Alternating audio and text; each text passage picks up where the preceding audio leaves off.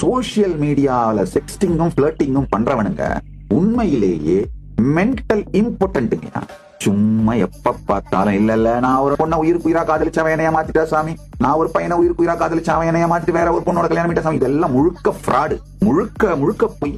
இந்த 90s kids love failure story எல்லாம் நம்பறதுக்கு வேற எவனாவது இருக்கும், அவனை போய் பார்த்து பேசிக்கோங்க, சொல்லிக்கோங்க. சுய பச்சாதாப கதைகள் சொல்லுகின்ற அனைவருக்கும் ஒரே ஒரு விஷயம் தான் செய்யப்பட வேண்டும், பிஞ்ச செருப்படுத்து அடி அடிக்கிறது. அதான் செய்யப்படணும். உங்களை எவன் ஏமாத்தினாலும் நீங்க உள்ளுக்குள்ள ஸ்ரத்தை இல்லாமல் ஏமாற்றுவதற்கு தயாராக இருந்தீர்கள், அவன் முந்திக்கிட்டான், அவ்வளவுதாங்க.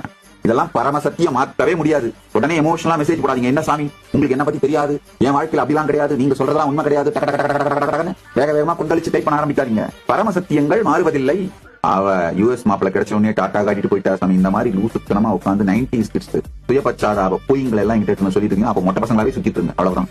அந்த காலகட்டத்தில் உங்களுக்கும் அவ்வளவுதான் மெச்சூரிட்டி இருந்தது, நீங்களும் அப்படி இப்படிதான் சுத்தி பார்த்துட்டு